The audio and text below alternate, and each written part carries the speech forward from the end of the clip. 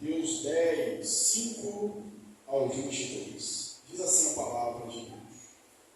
A esses 12 enviou Jesus, dando-lhes as seguintes instruções: não tomeis rumo aos gentios, nem entreis em cidade de samaritanos, mas, de preferência, procurai as ovelhas perdidas da casa de Israel. E à medida que seguirdes, pregai que está próximo o reino dos céus. Curai enfermos, ressuscitai mortos, purificai leprosos, expelir demônios. De graça recebestes, de graça dai. Não vos proveis de ouro, nem de prata, nem de cobre os vossos cintos, nem de alforje para o caminho, nem de 2 túnicas, nem de sandálias, nem de bordão, porque digno é o trabalhador do seu alimento. E em qualquer cidade ou povoado em que entrardes, indagai quem deles é digno, e aí ficai, até vos retirardes. Ao entrardes na casa, saudai-a, e se com efeito a casa for digna, venha sobre ela a vossa paz. Se porém não for, torne para vós outros a vossa paz.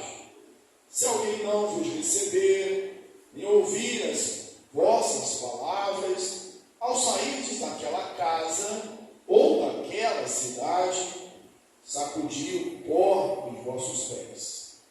Em verdade vos digo, que menos rigor haverá para Sodoma e Gomorra no dia do juízo, do que para aquela cidade. Esse eu vos envio como ovelhas para o meio de lobos. Sede, portanto, prudentes como a serpente, e simples como a pomba, e acautelai-vos dos homens, porque vos entregarão aos tribunais, e vos açoitarão nas suas sinagogas. Por minha causa sereis levados à presença de governadores e de reis, para lhes servir de testemunho a eles e aos gentios. E quando vos entregarem, não cuideis em como vos haveis de responder e falar, porque naquela hora vos será concedido o que haveis de dizer. Visto que não sois vós os que falais, mas o Espírito de vosso Pai é quem fala em vós. O irmão entregará a morte ao outro irmão, e o pai ao filho. Filhos haverá que se levantarão contra os seus progenitores e os matarão. Sereis odiados de todos por causa do meu nome. Aquele, porém, que perseverar até o fim, esse será salvo. Quando, porém, vos perseguirem numa cidade, fugi para outra, porque em verdade vos digo que não acabareis de percorrer as cidades de Israel até que venha o Filho do Homem. Amém. Irmãos, nós temos aqui, do versículo 1 até o versículo número 4, a chamada dos apóstolos: Pedro, Tiago, João, André, Filipe, Tomé, Bartolomeu, Mateus, Tiago, filho de Alfeu, Simão, Zelote, Judas, Tadeu e Judas Iscariotes, que foi quem traiu a Jesus. Quando falamos desses nomes que foram chamados na última mensagem, nós dissemos que eles eram pessoas comuns, simples como nós, como eu e você. Eram pessoas extraordinárias, mas eram pescadores, eram coletores de impostos, e como coletor de impostos, Mateus, Levi, por exemplo, era odiado pelas pessoas, era um traidor da pátria. Um Simão Zelote, um revolucionário, um homem que estava disposto a matar para a liberdade do seu país. Eram gente comum, gente improvável como nós. E da mesma forma que ele chamou os seus apóstolos, ele também nos chama, porque aquele que chama é aquele que capacita. Eu lembro que eu concluí a mensagem com uma história de Moody, que foi um grande evangelista. Ele, ouvindo uma mensagem de Rick Varley, ele que foi até a Inglaterra, ouviu Spurgeon, visitou o orfanato ali e conheceu tantas coisas, mas quando ele ouviu esse sermão, no sermão o pregador disse uma coisa, ele disse assim: olha, o mundo ainda não viu o que Deus fará através, por e para, pelo homem, e se entregar totalmente às suas mãos. E ele foi para casa e ficou meditando nisso e disse: olha, o pregador não falou um grande homem, o pregador não falou um importante homem, o pregador não falou um forte homem, o pregador falou um homem. Eu sou um homem. Ele se entregou nas mãos de Deus. Nós conhecemos pela história quantas vidas, quantas pessoas foram alcançadas pelo Evangelho através da pregação de Moody. Aqui nós temos homens assim simples, que vão para uma missão. E agora do versículo 5 em diante, até o final, ainda que temos ido apenas até o 23, ele vai falar da ordem, ele vai falar da tarefa, da missão, da mensagem e do comportamento desses mensageiros. A ordem, ela é clara. Jesus partindo, Jesus estando ali, ele enviou os 12, dando-lhes instruções. Enviou-os. A esses 12, enviou Jesus. Essa palavra aqui, que Jesus enviou, ela é usada na língua original com alguns sentidos. Primeiro, o sentido de um rei, de uma autoridade, que envia um embaixador, envia um emissário, um funcionário, alguém que vai em nome do rei. Então, Jesus aqui ele age como rei que envia os seus servos, seus súditos, seus embaixadores, seus ministros. Nós somos assim. Lembro-me de Spurgeon, conta essa história que ele recebeu um convite da rainha para se tornar um chanceler, um ministro, braço direito dela, e ele ter respondido agradecido e dito que não poderia descer de posto. E a rainha perguntou se ele estava louco. Isso o seu chamado é humano, o chamado que eu tenho é divino, o seu chamado é passageiro, o chamado que eu tenho é eterno. Ensinando aos seus discípulos, aos jovens pregadores, ele disse: meus filhos, se Deus chamou vocês para serem ministros, não se rebaixe ao ponto de ser rei em qualquer outro lugar. Era a forma como se encarava o chamado. Nós precisamos fazer isso. Nós não somos apóstolos, somos discípulos. Nós somos chamados por Deus e temos uma missão. Devemos encarar isso como um grande privilégio. É o Rei que nos mandou. É o Deus eterno que nos mandou. Nós vamos em nome dEle. Você já parou para pensar nisso? Toda vez que a gente fala em nome de Jesus, nós estamos dizendo em nome dEle. É como se Ele estivesse. Nós somos assim representantes dEle. Quando você está no local, embora talvez o seu cargo esteja abaixo, mas você está indo em nome do dono da empresa, se é no quartel em nome do comandante, você chega lá e diz: eu estou aqui porque fulano de tal me mandou. As pessoas vão te tratar não só pelo que você é, mas pela autoridade daquela pessoa que te enviou. Ser enviado do Senhor, comissionado por Deus. Mas essa palavra era usada também quando alguém chamava os seus amigos para ajudar a fazer uma obra, ajudar num projeto. Ele não é só o líder, o comandante, o rei, o Senhor dos exércitos, o rei dos reis.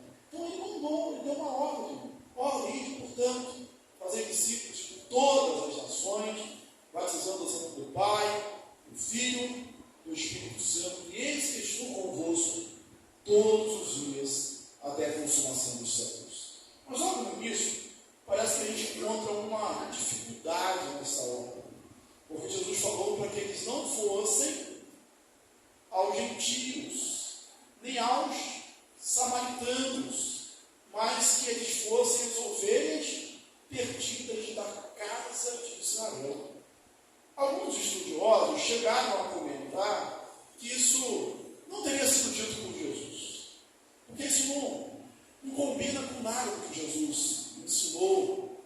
E aí outros disseram, olha, isso é tão improvável de ter sido dito por Jesus, se ele não tivesse dito, ninguém teria tido a coragem de escrever, porque ninguém ia acreditar, mas só ficou. Então, é o que ele disse. Então deve ter uma outra explicação. Por que Jesus falou para que eles não fossem samaritanos, aos gentios? Primeiro, essa ordem foi uma ordem inicial, foi uma ordem temporária, era para aquela missão, para aquele momento. E algumas características dessa missão eram apenas para aquele momento. Mesmo porque por que Jesus falou isso? Primeiro, porque talvez os discípulos não estivessem ainda preparados para ir aos gentios. Isso aconteceria só depois que recebessem o Espírito Santo. Ainda não tinha um Paulo, que estava disposto a fazer isso tudo para com todos. E ainda, a missão é uma missão limitada. Todo estrategista, ele sabe que ele não pode jogar em muitas frentes ao mesmo tempo. Às vezes tem que limitar a missão. Jesus faz isso na missão inicial dos seus discípulos. E além do mais, os judeus tinham, de certa forma, sua primazia. Dele, nós temos aqui Romanos 9, hoje pela manhã, dele é os patriarcas, deles também descende Cristo segundo a carne, o qual é sobre todos, Deus bendito para todos sempre. Amém. Diz o apóstolo Paulo lá em Romanos, no capítulo 9. Então, a mensagem seria pregada primeiro aos judeus, primeiramente em Deus. Inclusive, depois, com os apóstolos, continuou assim. Primeiro, a mensagem foi pregada aos judeus, e os judeus imitaram. E aí eles foram para os gentios. Mas era um caráter temporário. Mesmo porque a gente viu durante o ministério de Jesus lá em João, no capítulo 4, conversando com uma mulher samaritana, poço de Jacó, quando ela perguntou, olha, mas não tem como tirar água, o poço é fundo. Ele responde, se tu souberes o dom de Deus, e quem é que te pede dar de beber, tu lhe pedirias, e ele te daria a água da vida. Também contou uma parábola, daquelas mais conhecidas e notórias dos evangelhos, onde o protagonista, o personagem principal é quem? O samaritano, que refere a parábola do bom samaritano. E ainda curou lá, perdoou a filha da mulher cananeia, embora ele tivesse dito, nesse mesmo princípio que, olha, não fui enviado a não ser as ovelhas perdidas da casa de Israel. E aquela mulher assim, feliz, cananeia, ela disse o seguinte, mas os cachorrinhos também comem da mesa daquilo que cai do seu Senhor. E a gente jamais disse assim, nem mesmo todo Israel. E curou. E depois, na grande comissão, Mateus 28, ele se diz, portanto, fazer discípulos de todas as nações. Depois da sua ascensão, depois da sua ressurreição, ele diz também lá em Atos 1, 8, mas recebereis poder ao descer sobre vós o Espírito Santo, e sereis minhas testemunhas, tanto em Jerusalém, em toda a Judéia, Samaria e até os confins da terra. A gente vai ver outros caráteres temporários aqui na missão. Quer ver? Ele fala assim, não leveis bolsa.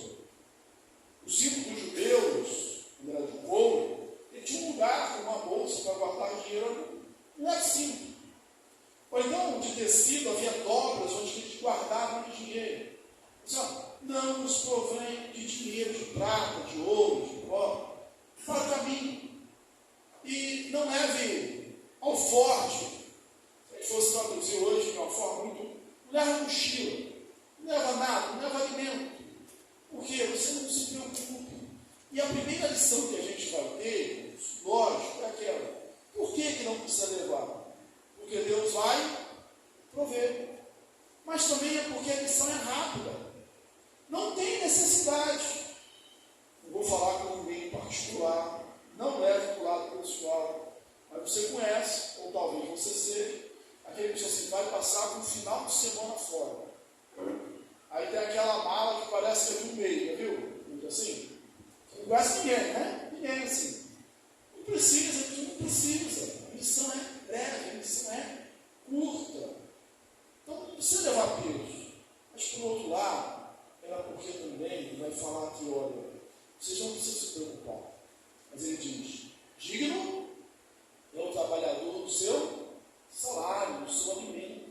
Então, onde você chegar, você vai examinar, vai ver se tem alguém digno. A hospitalidade era uma coisa considerada como uma boa obra pelos judeus. Então você considera quem é digno daquela cidade, fica naquela casa. Fica naquela casa. Então você vai ter o seu mantimento ali naquele período. E aí Jesus ainda diz algo mais que mensageiro. E fica até o final. Por quê? Porque o mensageiro deve estar procurando o dinheiro, não precisa levar nada, não depende do que você tem, não depende da sua bagagem, não depende do seu recurso. E quando a gente fala de bagagem, hoje a gente podia falar assim, nem da sua bagagem intelectual, nem da sua bagagem espiritual, dos seus dons, depende muito mais daquele que envia, o Senhor. E aí ele vai dizer para ficar na casa até que cabe a tradição. Porque seria muito tentador. Você chega na cidade, aí um irmãozinho mais humilde vem e te oferece a casa. E você continua pregando.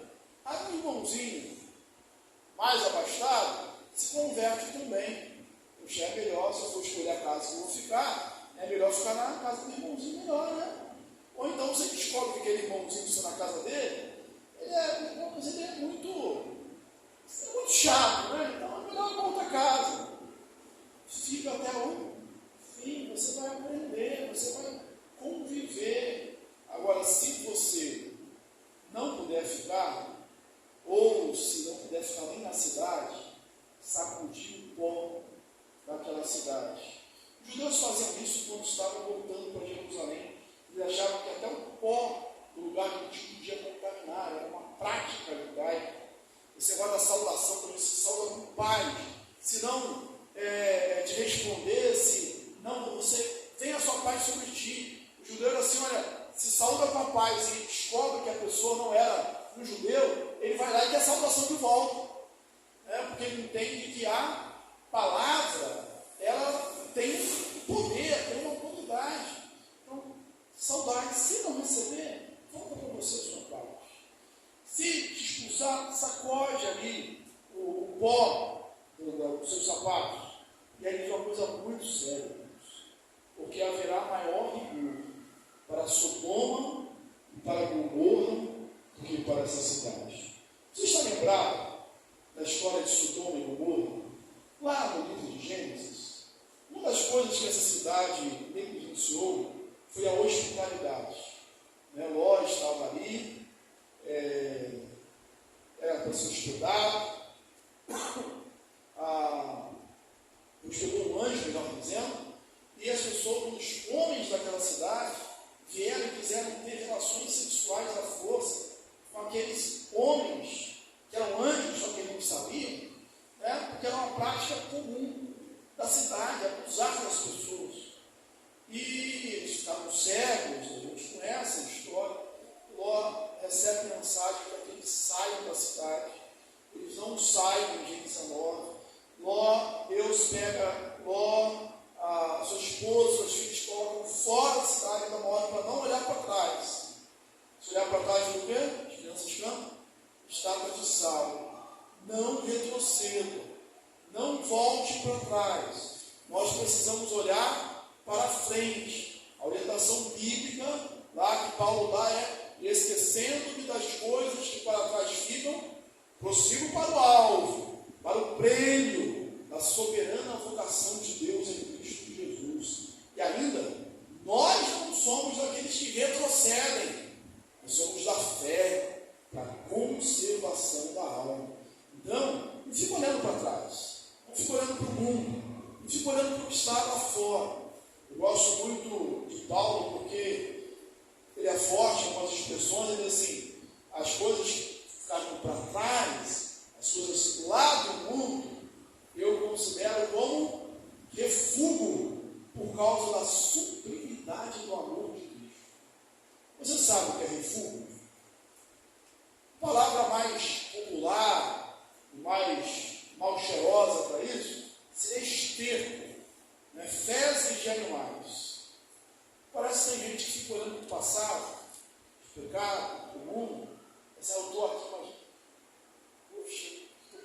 de fora, fica sentindo cheiro lá de fora.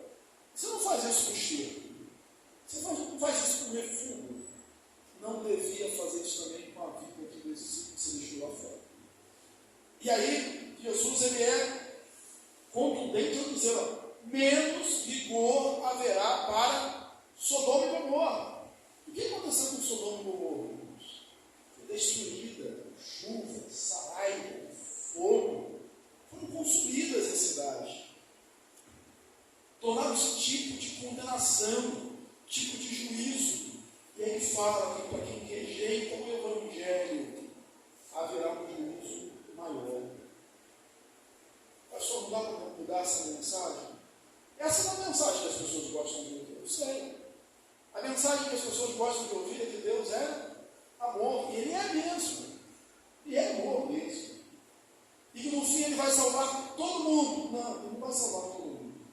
Ele vai salvar os escolhidos, aqueles que se arrependem dele, aqueles que deixaram os seus pecados, aqueles que aceitaram a boa nova do Evangelho. Esse Evangelho está sendo pregado hoje. Jesus é o Salvador, Jesus é o Senhor, que fora dele não há salvação. O caminho apresentado por Jesus, diferentemente do que muitos pregam hoje, é o caminho estreito, caminho estreito, caminho apertado. A porta que conduz à perdição, essa sim é larga, mas o caminho da salvação é um caminho estreito. Então nós temos a ordem, temos o comportamento e temos a mensagem. Qual a tarefa deles, irmãos? Está aqui logo no início, e ele vai dizendo assim: ide, quando vocês percorrem a cidade, vocês pregam, vocês anunciam. A estes 12 viu Jesus dando as seguintes instruções. Aí, versículo 7. E à medida que seguirdes, pregai que está próximo o reino dos céus. O reino de Deus está próximo. Como? Em Jesus. Lembra da oração do Pai Nosso? Mateus capítulo 6. Seja feita a tua vontade, assim na terra como no céu. Ninguém cumpriu mais a vontade de Deus do que Jesus. Ele foi um filho que obedeceu com perfeição. Em Hebreus diz que ele aprendeu a obedecer pelas coisas que sofreu. E o que é o reino de Deus? Nesse sentido, é onde a vontade de Deus é obedecida na terra, entre os homens, como ela é obedecida nos céus. E digo, olha, prega que o reino de Deus está entre vós. Curai enfermos, ressuscitai mortos, purificai leprosos, expelir demônios, de graça recebeis, de graça dá. Sabe o que eu estou falando? Continue fazendo o que eu estou fazendo, o que eu estive fazendo. Porque quando a gente lê os textos anteriores, a gente vai ver Jesus percorrendo a cidade fazendo exatamente isso, pregando o Evangelho do Reino, curando os enfermos, expelindo os demônios, ensinando, e veio fazendo exatamente essas coisas. Por que a gente vai continuar fazendo hoje? As mesmas coisas que Jesus fez, as mesmas coisas que Jesus fez. A missão hoje é diferente. Ela não é só aos judeus, é a todos os moradores da terra, a todo o mundo. Inclusive hoje a gente não tem recursos. Se a gente pegar lá o Evangelho de Lucas, ele fala assim: lembra o que eu vos disse? Que não leva o bolso? Fala, quem tem leva. Quem tem alforje, leva. Quem tem capa, leva. E fala assim, e quem tem espada, venda a capa e compra uma. Porque agora a missão era mais permanente. Nós hoje precisamos realmente de recursos. Ainda no caráter dessa missão, irmãos, é algo que não é muito agradável, né? Não é muito, assim, não é uma missão muito boa, né? Assim, pelo menos o estereótipo que a gente recebe. Pode ser comparado a um leão.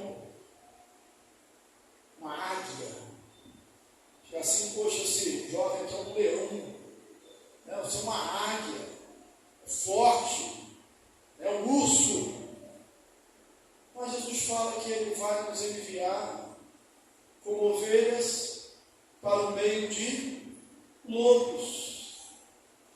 Dá vontade de parar e olhar para o Senhor e falar: Senhor, não dá para ser lobo com lobo, não, pelo menos para o negócio ficar empatado. Ovelhas, no meio de lobos. A ovelha é frágil, a ovelha é indefesa, a ovelha não tem orientação, a ovelha sozinha não sobrevive. E o lobo é o predador da ovelha. Ele vai falar assim: eu vos envio como ovelhas para o meio de lobos. Jesus não nos engana, porque diz: acautelai-vos dos homens. Às vezes parece que é o contrário. Às vezes parece que nós, os cristãos, estamos como lobos, devoradores, estamos como leões, estamos como aqueles que vão dominar tudo. Não, é ovelhas no meio de lobos. E ele pede que a gente tenha estratégias. Ele não diz para a gente ser bobo. Ele diz assim: seja, portanto, simples como a pomba e prudente como a serpente. Olha, não é só a prudência da serpente, porque seria só astúcia, mas a prudência da serpente vai fazer com que a gente se desvie do mal, vai fazer com que a gente entenda o contexto em que a gente está vivendo. E a simplicidade da pomba vai fazer com que a gente não use de meios pecaminosos para nos defender. É esse equilíbrio, a prudência da serpente e a simplicidade da pomba. Mas nós temos uma certeza, é que Ele está conosco. Ele está conosco. Tanto é que Ele diz: olha, quando vocês forem levados diante das autoridades, e nós vimos, não nessa primeira missão, depois os crentes